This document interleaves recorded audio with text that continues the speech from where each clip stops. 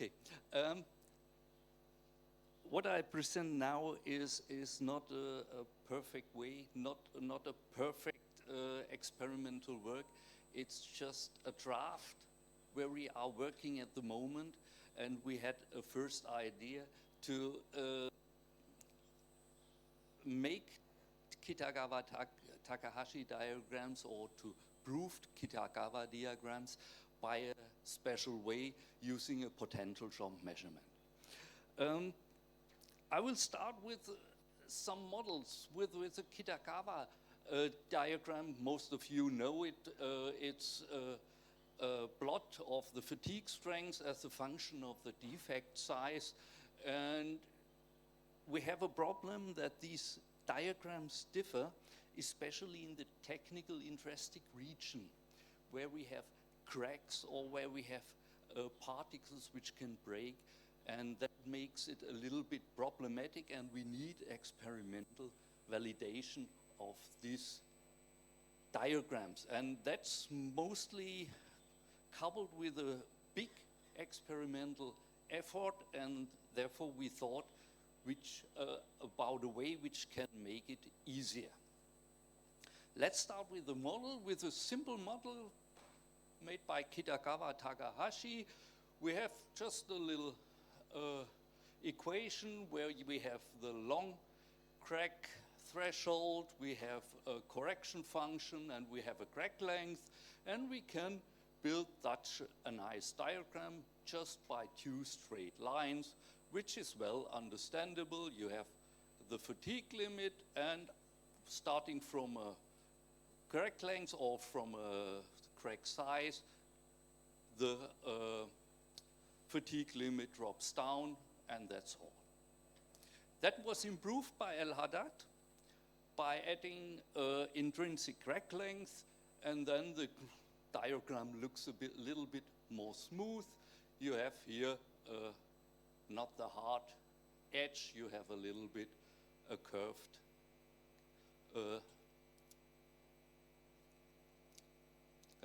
Übergang, a curved line in that diagram. Okay, then the diagram was modified by Capetti. I hope I expressed the name right. It's an Italian name, so they are not perfect inside.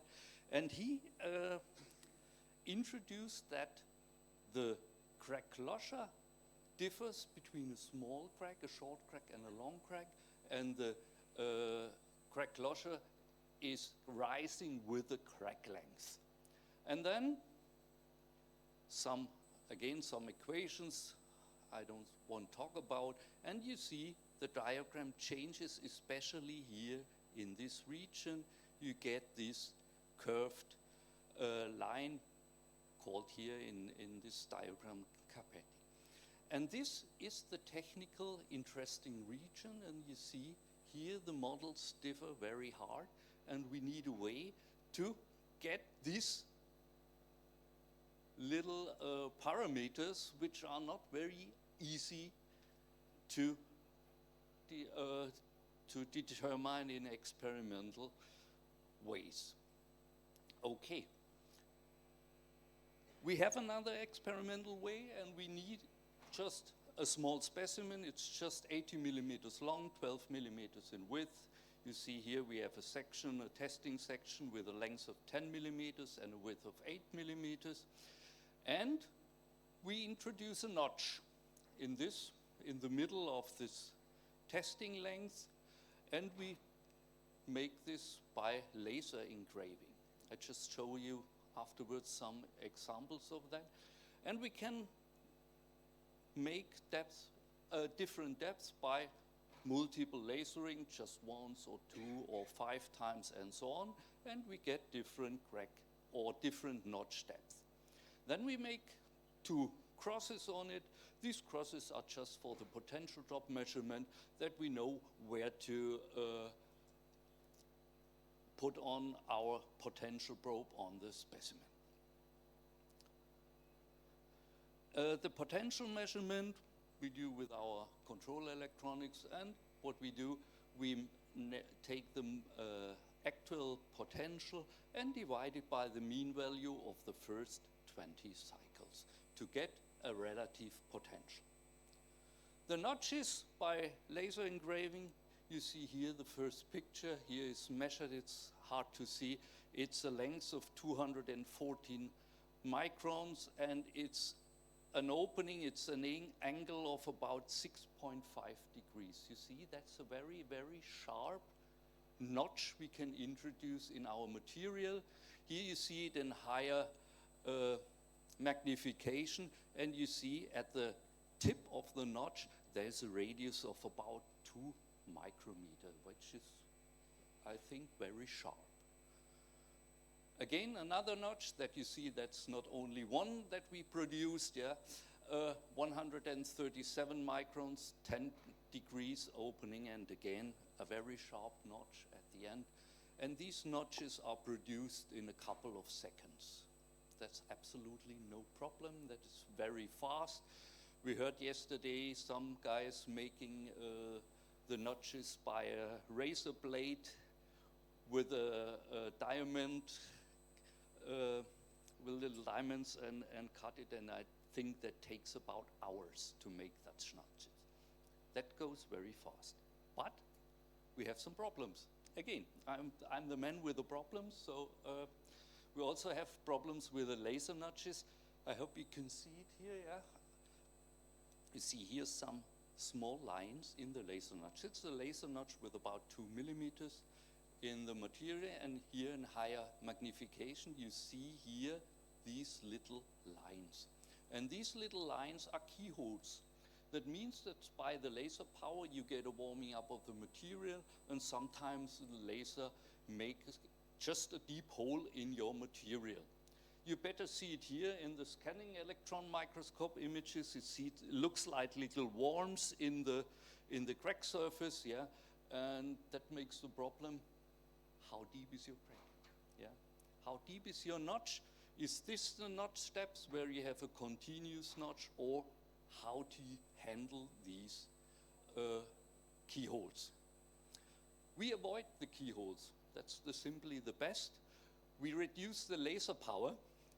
And when we reduce the laser power, we reduce the number and the depth of keyholes, and you see here you get a nearly smooth end of your notch, and you get a measurable notch length.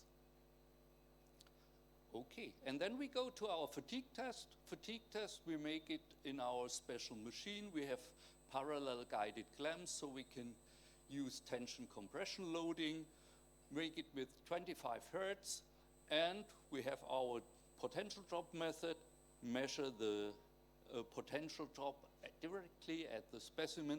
In this case, it were 3 different probes. My colleague will talk about that problem tomorrow in a talk. Why we use more probes, I will just talk about one potential probe. And we take the signal together with the force and the strain in our control electronics and back to the computer. So we have all signals parallel and at the same time. The experiments were done by block loading with block lengths of 500,000 cycles, and here you see the result of the first experiment. You see the force was raised every 500,000 cycles by 100 Newton, and we measure the potential, and you see at the end the potential is rising and the specimen will break. But when you have a closer look on the potential in the first loading blocks, you see the potential at the first loading blocks is constant. And in the loading block at 1000 Newton, it begins to rise. And that shows that you have a crack propagation starting from this point, and then the specimen fails.